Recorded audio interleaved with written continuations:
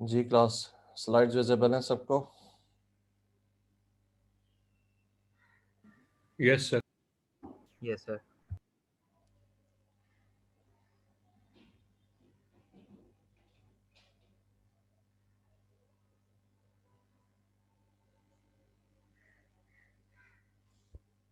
बाकी स्टूडेंट्स कहाँ रह गए? जी सर। अगर सेशन ब्रेक होता है तो उसके बाद जल्दी ज्वाइन किया करें, डिले ना किया करें।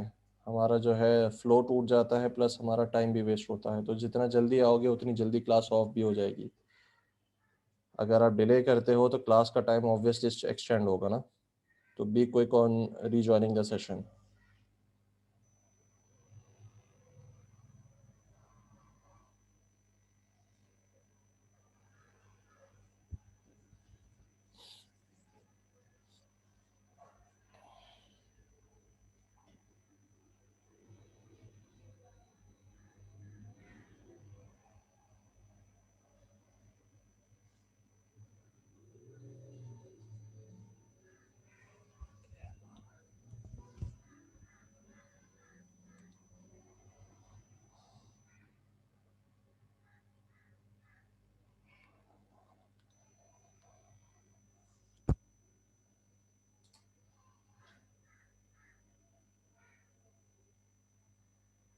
तकरीबन हाफ ऑफ द स्टूडेंट्स जो है वो गायब हो गए। ओके, दो ने ज्वाइन किया, ठीक है।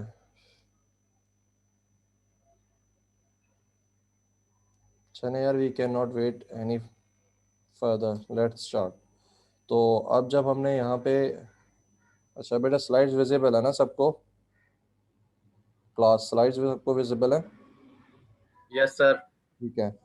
तो अब हमने इस सेशन ब्रेक होने से पहले देखा था कि मेरे पास जो है एंटिटीज एमएस पेंट की क्या क्या हो सकती हैं।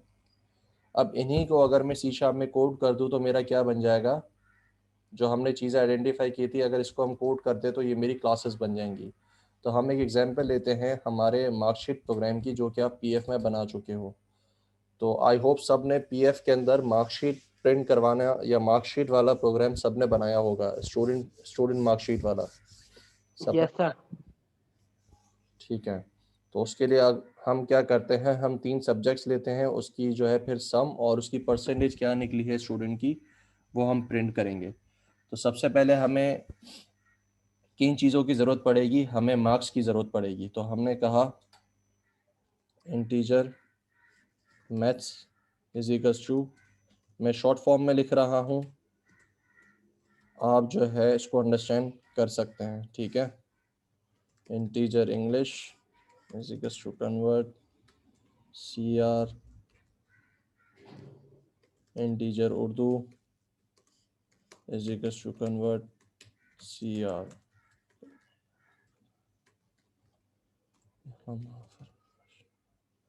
उसके बाद integer sum is equals to maths plus English plus Urdu. उसके बाद इंटीजर परसेंटेज,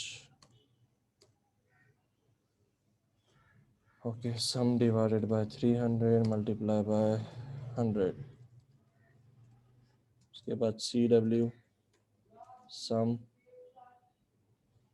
और उसके बाद जो है परसेंटेज।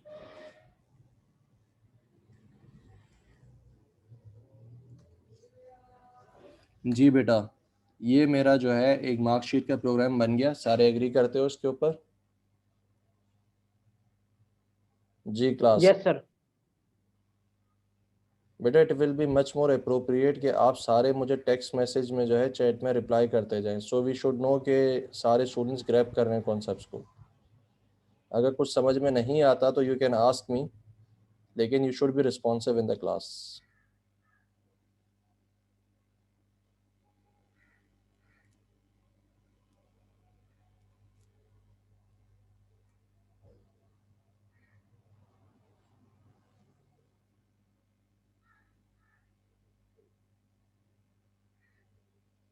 ओके, तो यहाँ तक हमने देखा कि हमारे पास एक, हमने पीएफ के थ्रू, अभी तक हम पीएफ के लेवल के ऊपर हैं, ठीक है।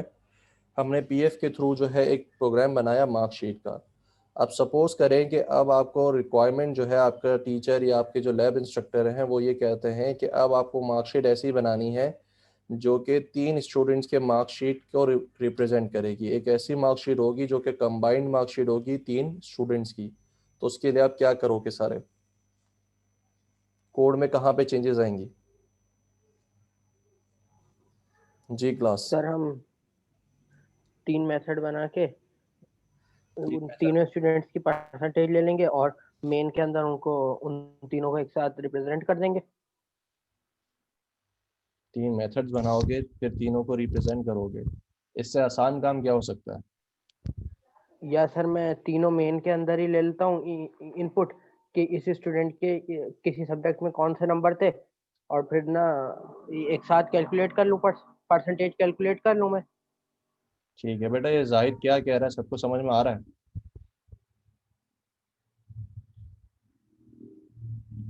एक ऐसा बच्चा जिसको पीएफ बहुत बेसिक आती है वो क्या करेगा? सबसे आसान तरीका उसके लिए क्या है? जी क्लास, मुझे कंबाइंड मार्कशीट बनानी है 3 स्टूडेंट्स की, ये तो एक स्टूडेंट की है। What I will do for that? Sir तीनों के मार्क्स को कैलकुलेट करके फिर उनको प्रिंट कराने हैं अलग अलग। जी बेटा वो तो सर करेंगे, लेकिन उसके लिए मैं कह रहा हूँ मेरे कोड में चेंजेस मुझे करनी है ना। तो उसका आसान तरीका क्या है? सर मैथ को एरे बना दे, बेटा ये भी इंग्लिश को एरे मुश्किल, बना दे और उर्दू को एरे थोड़ा बना के मुश्किल काम है। सिंपल एक साथ तीनों के ले लें। देखो, आसान तरीका ये नहीं हो सकता।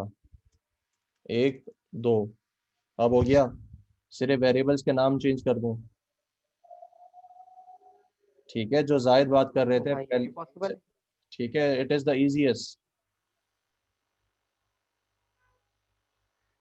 मैं यहाँ पे वेरिएबल्स के नाम चेंज कर दूं, maths 2 maths 3 maths English 2 English 3, Urdu 2 Urdu 3। अच्छा बेटा अजान हो रही है, काइंडली थोड़ा वेट कीजिएगा।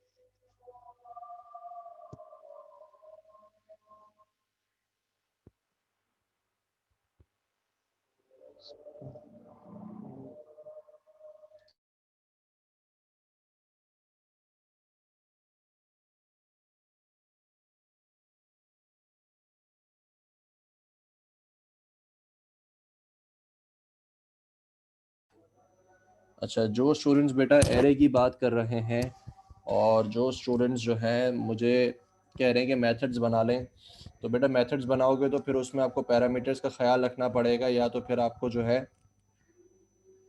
कॉलिंग का ख्याल रखना पड़ेगा। ठीक है, कि किस वक्त किस स्टूडेंट का डेटा प्रिंट हो रहा है। और जो बच्चे एरे का कह रहे हैं उसमें मुझे बेटा इंडेक्सेस का ख्याल रखना पड़ेगा कि किस इंडेक्स पे स्टूडेंट नंबर 1 के मार्क्स स्टार्ट होते हैं और ख़त्म होते हैं। देन उसके बाद जो है किस इंडेक्स पे जो है student number 2 and student number 3 के। तो उसमें जो है आपके पास आपका इंडेक्सेस का जो है कॉम्प्लेक्सिटी बढ़ जाती है। जो बच्चे लूप का कह रहे हैं तो लूप इज़ द इजीएस्ट काम, लेकिन उसमें फिर जो है मुझे नहीं, लूप इज़ द इजीएस्ट, उसमें फिर कोई इतनी मुश्किल चीज़ नहीं होगी। लेकिन अगर हम वेरी बेसिक बात करें, अगर अगर हम जो है एक एवरेज पीएफ स्टूडेंट को जो है कहें कि प्रोग्राम बनाए, तो what he will do, he will use this approach जो हमने यूज़ किया है। तो दिस इज़ द इजीएस्ट जो है हम पीएफ में रहते हुए काम कर सकते हैं। ऑल्दो आपका कोड कॉम्प्लेक्स है, लेकिन दिस इज़ द इजीएस्ट। तो सारे इस बात से एग्री करते हैं?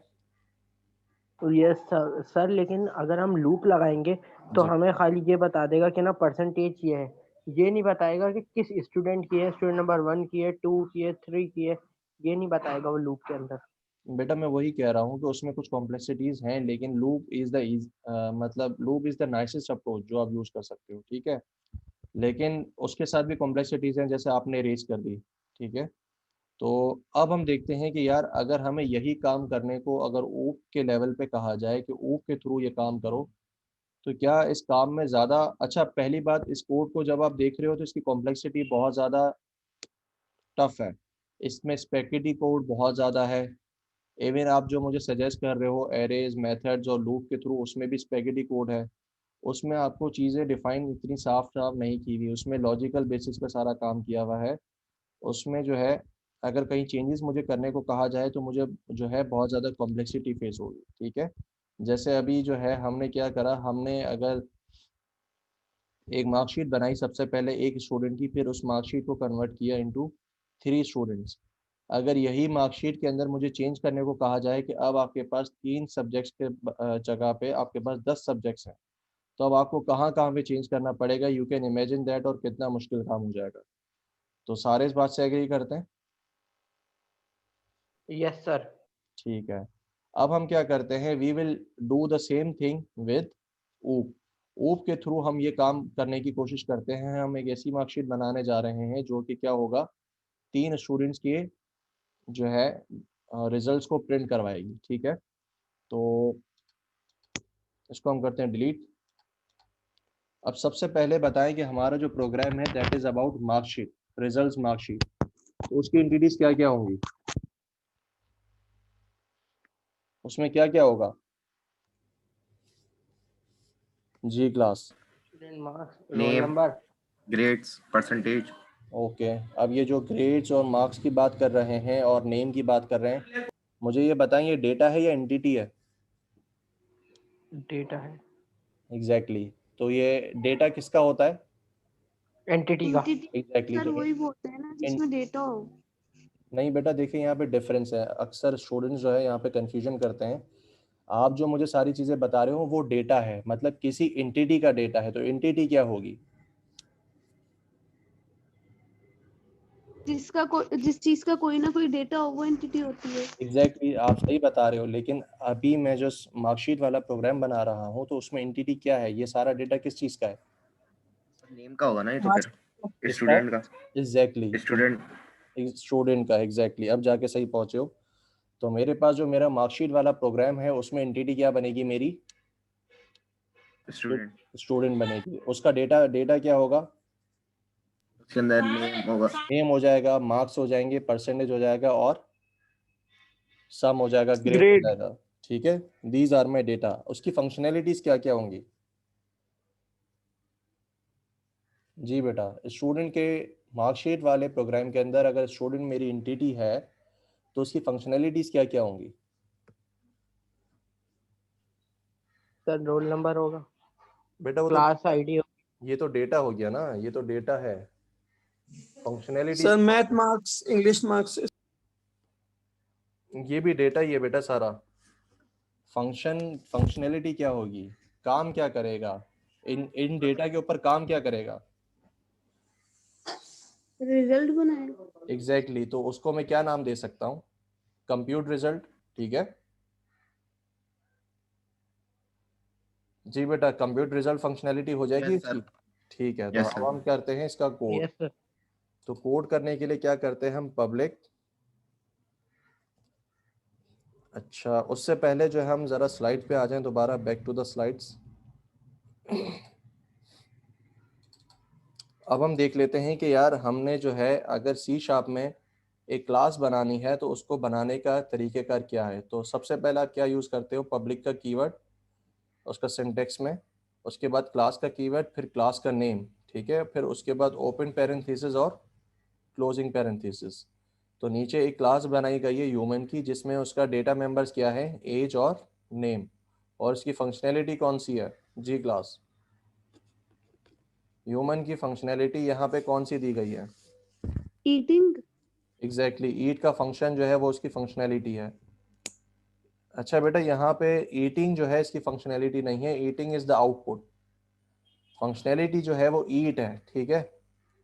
जो फंक्शन का नाम होगा, जो मेथड का नाम होगा, that is the functionality. Clear है?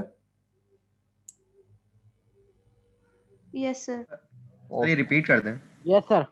ठीक है बेटा, यहाँ पे मैं इसको हाईलाइट कर रहा हूँ, तो आप सबको हाईलाइट विजिबल है, ये जो मैंने हाईलाइट किया है। Yes sir. Yes sir. ठीक है।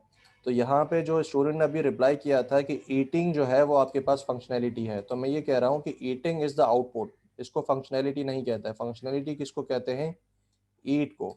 जो फंक्शन का नाम होता है, ये देखें यहाँ पे, जो फंक्शन का नाम होता है वो उसकी फंक्शनैलिटी होती है, उसका आउटपुट नहीं होता। ठीक है, बात क्लियर है बेटा? Yes sir. ठीक है, अब आ जाते हैं आगे। तो सबसे पहले पब्लिक का कीवर्ड होगा आपके, उसके बाद क्लास का कीवर्ड, उसके बाद उस क्लास का नाम, फिर ओपन पैरेंथेसिस और क्लोजिंग पैरेंथेसिस। अब जितने भी डेटा मेंबर्स हैं वो उस पैरेंथेसिस के अंदर आएंगे, और जितने भी फंक्शंस या फंक्शनैलिटीज़ हैं वो उस पैरेंथेसिस के अंदर आएंगी। अच्छा, क्लास बनाते वक्त आपको दो चीज़ों का ख्याल रखना है। पहली चीज़ क्या है कि चाहे जितनी भी क्लासेस बना लो, क्लास 1, क्लास 2, क्लास 3, वो सारी की सारी क्या होंगी, आपके जो नेम स्पेस है उसके पैरेंथेसिस के अंदर होंगी। Opening parenthesis, closing parenthesis. आप जितनी भी क्लासेस बनाओगे वो नेम स्पेस के पैरेंथेसिस के अंदर होनी चाहिए। दूसरी बात, एक क्लास जो है वो दूसरी क्लास के पैरेंथेसिस से अलग होनी चाहिए, बाहर होनी चाहिए, अंदर नहीं होनी चाहिए। ठीक है, एक और नोट देख लेते हैं। नोट क्या कहता है, सेकंड नोट, कि आपका जब भी प्रोग्राम स्टार्ट होगा एग्जीक्यूट होना, तो वो हमेशा कहाँ से स्टार्ट होगा, आपके मेन के फंक्शन से स्टार्ट होगा। और मेन का फंक्शन कौन सी क्लास का पार्ट होता है, प्रोग्राम क्लास का। तो इसलिए आप कभी भी अगर कोई क्लास बनाओगे तो हमेशा वो क्या होगी, आपके जो प्रोग्राम क्लास है उसके पैरेंथेसिस के बाहर बनेगी। ठीक है, तो कभी भी दो क्लासेस एक दूसरे के पैरेंथेसिस में नहीं आएंगी। दूसरी बात, आप अपनी प्रोग्राम आपकी जो क्लास है उसका नाम कभी भी प्रोग्राम नहीं रखोगे। क्यों नहीं रखोगे, कि क्योंकि पहले से ही रिजर्व्ड होता है प्रोग्राम की क्लास, और ये आपका कंपाइलर की बिल्ट इन फंक्शनैलिटीज़ में आता है।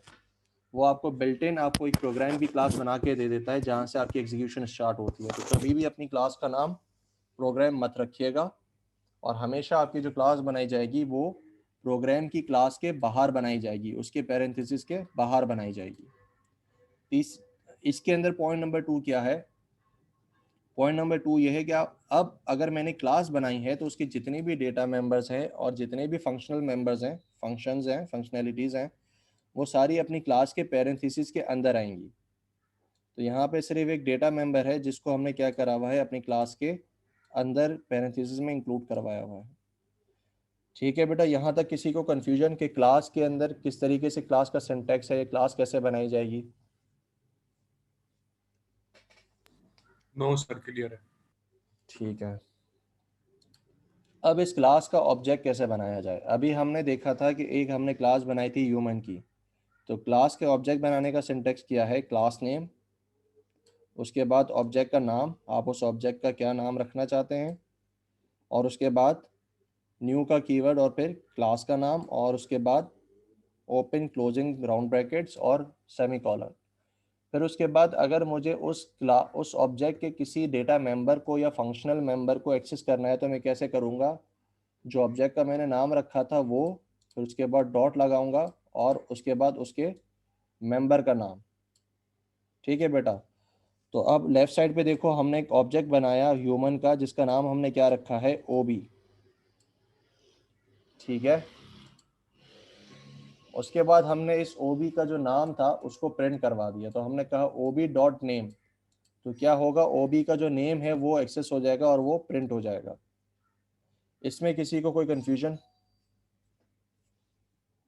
सर रिपीट कर दें। ओके, हम जब भी किसी क्लास का ऑब्जेक्ट बनाएंगे और उसके मेंबर्स को एक्सेस करना है तो उसका सिंटेक्स क्या होगा, राइट साइड पे आपको सिंटेक्स दिया हुआ है, this is the format of object creation. और अगर उसके मेंबर को एक्सेस करना है तो हमें क्या करना पड़ेगा, this is the way, this is the syntax.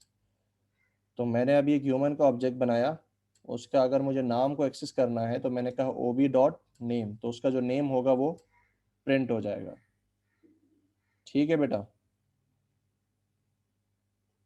अब क्लियर है? जी सर। यस सर क्लियर है। Yes sir, clear. ठीक है, अब हम दोबारा आ जाते हैं हमारे मार्कशीट वाले एग्जाम्पल के ऊपर। अब हम क्या करने जा रहे हैं, अपनी मार्कशीट बनाने जा रहे हैं फॉर स्टूडेंट। तो हमने क्या एंटिटी आइडेंटिफाई की थी, इसकी एंटिटी क्या होगी? स्टूडेंट।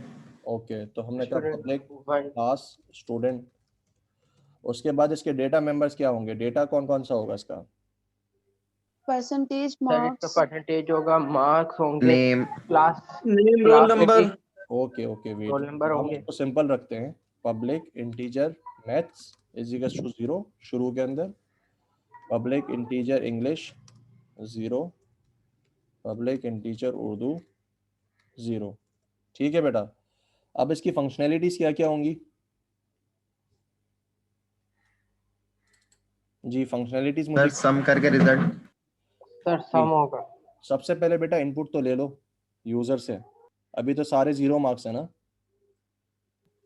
तो एक इसकी फंक्शनैलिटी हो जाएगी पब्लिक वॉइड टेक इनपुट, जिसमें ये क्या करेगा, मैथ्स के अंदर मार्क्स लेगा, कन्वर्ट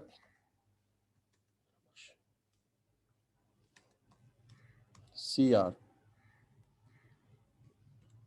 उसके बाद इंग्लिश कन्वर्ट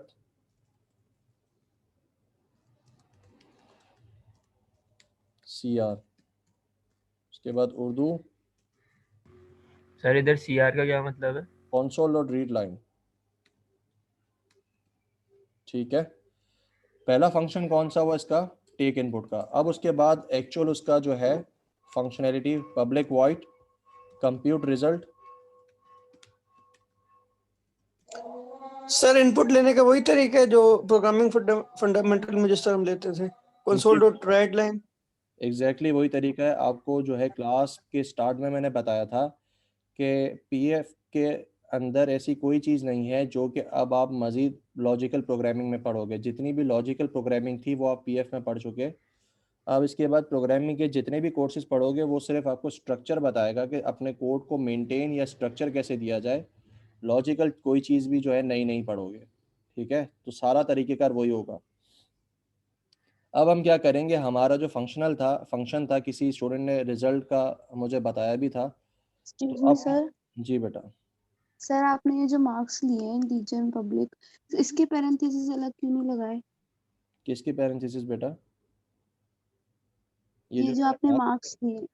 इसके जी पैरेंथेसिस कहाँ आते हैं बेटा? इसके पैरेंथेसिस नहीं होते हैं। मेरा एक फंक्शन है, मेथड है। सर नहीं, ऊपर ये जो मैथ्स इक्वल्स टू 0 लिखा है इसमें। ओके बेटा, ये हमारे पास जो है these are my data members. ठीक है, और ये जो है मेरे पास these are my functional members. Clear है? तो डेटा मेंबर्स और फंक्शनल मेंबर्स दोनों किस में आते हैं, क्लास के पैरेंथेसिस के अंदर आते हैं, इनके खुद के पैरेंथेसिस नहीं होते। तो यहाँ आप देखोगे कि डेटा मेंबर्स और फंक्शनल मेंबर्स जितने भी हैं मेरे, दोनों मेरे क्लास के पैरेंथेसिस के अंदर आ रहे हैं। लेकिन सर फंक्शनल मेंबर पे जो आपने टेक इनपुट लिया इस पे तो लगाए पैरेंथेसिस। तो बेटा इसका मतलब आपकी पीएफ जो है वो वीक है। द प्रॉब्लम इज कि आप जब भी कोई भी, एक मिनट बेटा वेट कीजिएगा।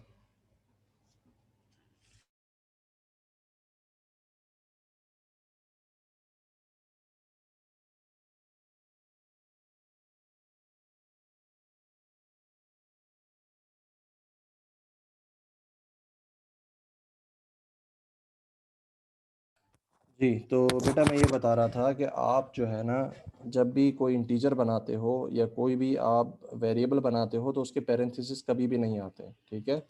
पीएफ के अंदर हमने जब इंटीजर बनाए थे, integer maths is equals to, तो इसके पैरेंथेसिस कहाँ लगाए थे? इसके भी तो नहीं लगाए थे। अब क्लियर है? जी सही सही है सर। ओके। इसी तरीके से जब आप फंक्शन बनाते हो तो उसके पैरेंथेसिस लाजमी होते हैं, तो उसके हमने लगाए हुए हैं। क्लियर है बेटा? अब हमारे पास जो है एक फंक्शन हमारा रह गया इस क्लास का, जो कि हमने बनाना है फॉर कंप्यूटेशन ऑफ रिजल्ट। तो कंप्यूटेशन में हम क्या करेंगे? Sum is equals to maths plus English plus Urdu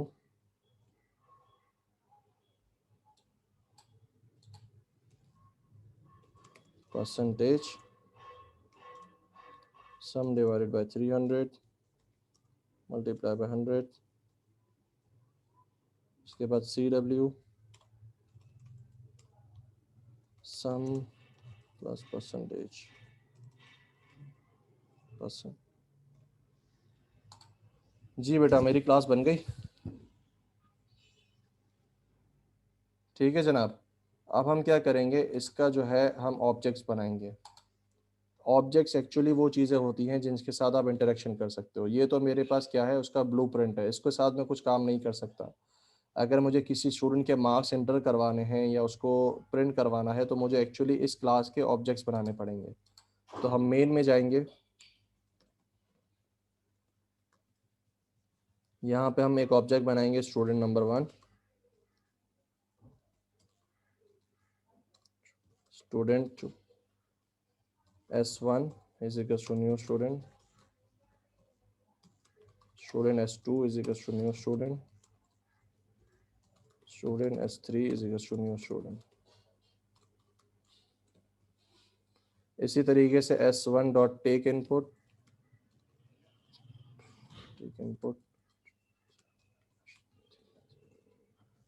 to take input,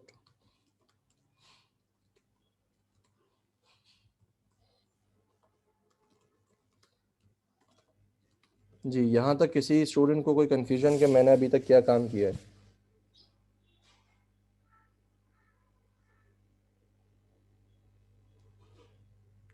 जी बेटा क्लास।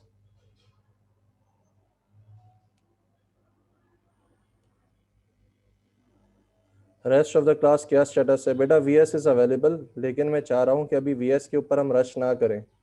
हम सिंपल जो है इसको देखें कि अगर VS हमारे पास ना हो तो उसके बाद हम कोड को स्ट्रक्चर कैसे कर सकते हैं। तो अभी मैं आपको टास्क भी दूंगा, तो आप सारे जो है जब VS पे जाओगे तो it will be easier for you, जिन स्टूडेंट्स के पास VS नहीं है तो वो भी काम कर सकें।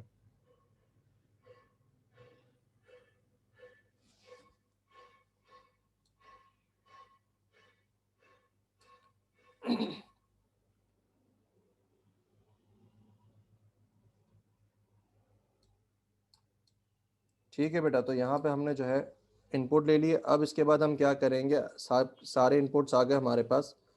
अब हम सबके जो है रिजल्ट्स को कंप्यूट करेंगे।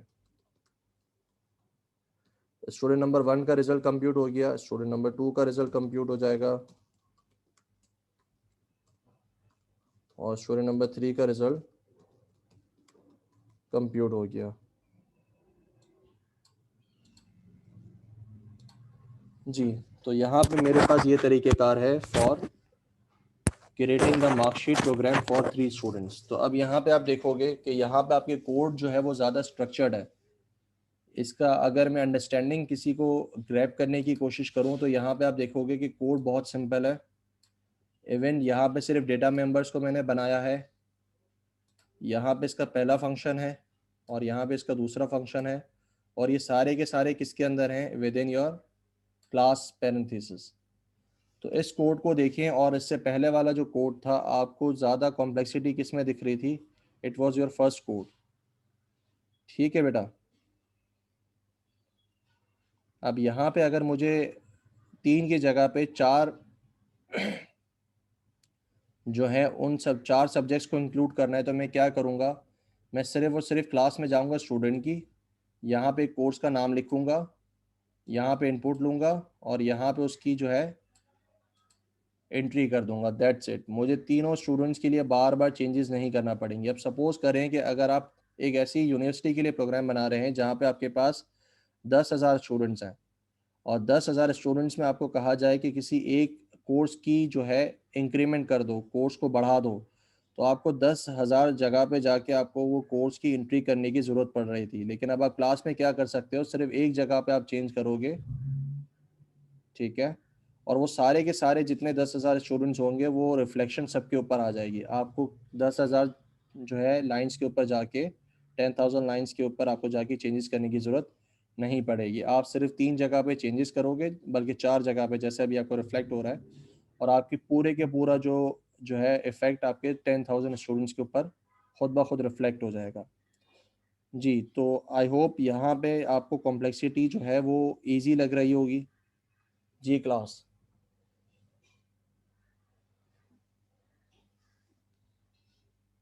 रिप्लाई करें बेटा।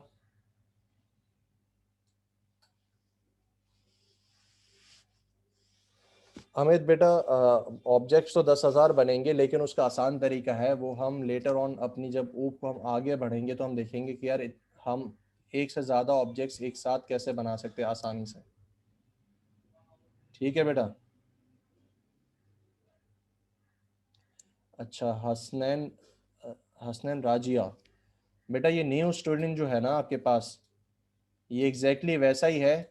ये खुद ब खुद आपके पास बना हुआ होता है, इसको हम कंस्ट्रक्टर कहते हैं। जैसे आप न्यू एरे करते हो ना, न्यू इंटीजर 10, तो एरे बनाते वक्त भी आप अपना ये फंक्शन थोड़ी बनाते हो।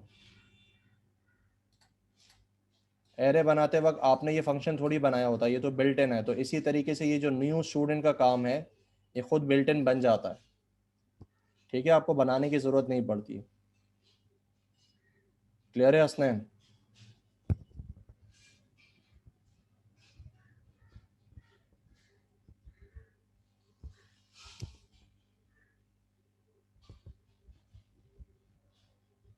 जी बेटा, rest of the class response नहीं आ रहा, सन्नाटा छाया हुआ है। यस सर, क्लियर है। बेटा बाकी स्टूडेंट्स जो हैं, देयर आर 24 स्टूडेंट्स। तो आगे बढ़ सकते हैं। इसके बाद बेटा मैं टास्क भी आप लोगों को दूंगा, तो बी श्योर कि आपको चीज़ें समझ में आ गई हैं। ठीक है, जब समझ में आ गया है तो हम आगे चलते हैं। ओके, अब इसके बाद जब आपको ये चीज़ें समझ में आ गई तो आपके दो कॉन्सेप्ट्स की बारी आती है। पहला रेफरेंस होल्डर, दूसरा इनिशियलाइज़र। ठीक है, आपके पास ये जो पार्ट होता है जिसको मैं हाईलाइट कर रहा हूँ, इसको हम रेफरेंस होल्डर कहते हैं, और इजी कस्टू के राइट साइड पे जो पार्ट होता है उसको इनिशियलाइज़र कहते हैं। ठीक है बेटा, तो आपका होता क्या है, जब भी आपका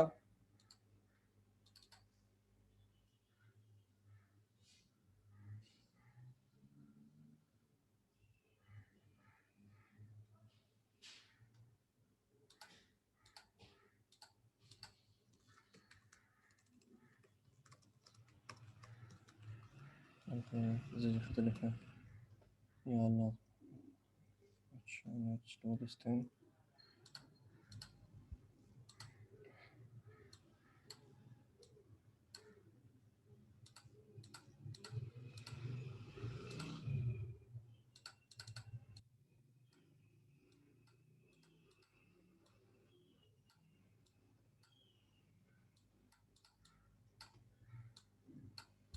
जी, तो अब हमारे पास दो नए कॉन्सेप्ट आते हैं जब हमने यहाँ तक समझ लिया।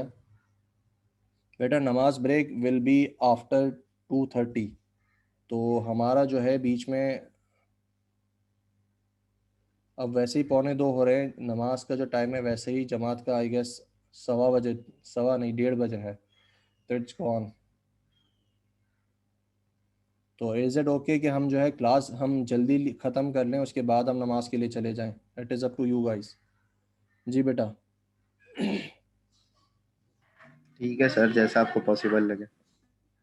बेटा it's not upon me, it is upon you. अगर आप एग्री करते हो तो मुझे फीजेबल है, मुझे कोई प्रॉब्लम नहीं है।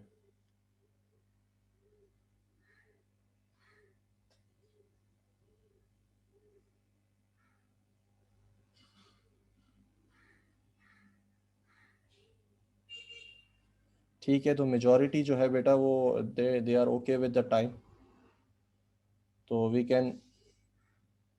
ओके बेटा, प्रॉब्लम ये है मेजॉरिटी जो है they are okay with the time, तो लेट्स कंटिन्यू। अच्छा, यहाँ पे अगर हम अपनी बात करें, हमने जो ऑब्जेक्ट बनाया था, अब इसमें आपके पास दो कॉन्सेप्ट्स आगे मज़ीद आते हैं। दैट इज़ पहला पार्ट जो लेफ़्ट साइड पे है और दूसरा पार्ट जो कि राइट साइड पे है। जो राइट साइड पे होता है इसको हम कहते हैं इनिशियलाइज़र, और जो लेफ़्ट साइड पे है उसको हम कहते हैं रेफरेंस होल्डर। क्लियर है? रेफरेंस होल्डर का काम क्या है? सबसे पहले इनिशियलाइज़र पे आ जाते हैं। आपकी ये रैम है, होता क्या है जब भी ये पार्ट आपका एग्जीक्यूट होता है तो रैम में एक स्टूडेंट का ऑब्जेक्ट बन जाता है। ठीक है, अब रैम के अंदर ये ऑब्जेक्ट कहाँ बना हुआ है, उसका एड्रेस कहाँ पे आके आपके स्टोर होता है, that is in your reference holder. Clear है? तो सिर्फ और सिर्फ अगर मैं इसकी बात करूं, इस पार्ट की, तो जब भी ये एग्जीक्यूट होगा आपके पास रैम में एक ऑब्जेक्ट बन जाएगा। अब सिर्फ अगर मैं रेफरेंस होल्डर ना लिखूं और मैं सिर्फ इसी को कॉल करूं, तब भी क्या होगा, आपके पास रैम में एक ऑब्जेक्ट बन जाएगा। लेकिन जैसे ही एड्रेस सेव करवाने जाएगा इसको रेफरेंस होल्डर नहीं मिलेगा, क्योंकि यहाँ पे हमने रेफरेंस होल्डर नहीं लिखा, तो ये इसको डिलीट कर देगा उसी वक्त। ठीक है, तो रेफरेंस होल्डर का काम क्या है? इट स्टोर्स द रेफरेंस और address of the object created in the RAM. RAM में जो ऑब्जेक्ट क्रिएट हुआ है उसका जो एड्रेस है वो अपने पास सेव रखता है। इसी तरीके से हमारा ये जो इनिशियलाइज़र है इसको हम सिंपल अलग अलोन भी लिख सकते हैं, सोलो भी लिख सकते हो, और रेफरेंस होल्डर को भी सोलो जो है वो लिख सकते हो। ठीक है, अच्छा यहाँ तक रिपीट। जी दानियल, कहाँ पे कंफ्यूजन है? हाँ दानियल बोलो, कहाँ कंफ्यूजन है? सर आपने कहा ये ऑब्जेक्ट क्या कहते हैं, एड्रेस वगैरह रखता है। ये जो स्टूडेंट्स S1 है ये एड्रेस वगैरह रखता है ऑब्जेक्ट का, फिर बाद में जहाँ पे स्टोर होते हैं वहाँ से डिलीट हो जाता है। नहीं बेटा, ये नहीं कहा मैंने कहा कि अगर आपने जो है रेफरेंस होल्डर यहाँ पे नहीं लिखा हुआ, यहाँ पे रेफरेंस होल्डर नहीं है, तो जो एड्रेस सेव होने जाएगा उसको कोई रेफरेंस होल्डर मिलेगा ही नहीं, तब जाके वो डिलीट करेगा। लेकिन अगर ऊपर वाले केस में देखें तो यहाँ पे रेफरेंस होल्डर मौजूद है, ये रहा। तो जैसे ही ये एग्जीक्यूट होगा, रैम के अंदर ऑब्जेक्ट क्रिएट होगा, इसके पास जाएगा रेफरेंस होल्डर में, इसको रेफरेंस होल्डर मिल जाएगा, तो वो क्या करेगा, दोनों जगह पे अपना जो ऑब्जेक्ट्स है उसको सेफ रखेगा। लेकिन अगर हम इसकी बात करें पुराने वाले एग्जांपल में, तो उसके पास हमारा जो रेफरेंस होल्डर था उसका नहीं मौजूद था, इस वजह से उसने उसको डिलीट कर दिया था। जी बेटा, क्लियर है दानियाल? ठीक है, इसके बाद हमारे दो कॉन्सेप्ट्स मज़ीद आ जाते हैं, that is early initialization, late initialization. Early initialization क्या होती है कि आपने जिस वक्त इनिशियलाइज़र कॉल किया है उसी वक्त उसको रेफरेंस होल्डर में सेव भी करवा दिया है। लेट इनिशियलाइजेशन क्या होती है, आपने एक रेफरेंस होल्डर बनाया, उसको जो है फ़िलहाल आपने नल रखा, उसके अंदर कोई भी एड्रेस सेव नहीं करवाया, फिर कहीं बाद में जाके आपने कोड के अंदर उसके अंदर इनिशियलाइज़र के थ्रू ऑब्जेक्ट सेव करवाया, तो ये मेरे पास लेट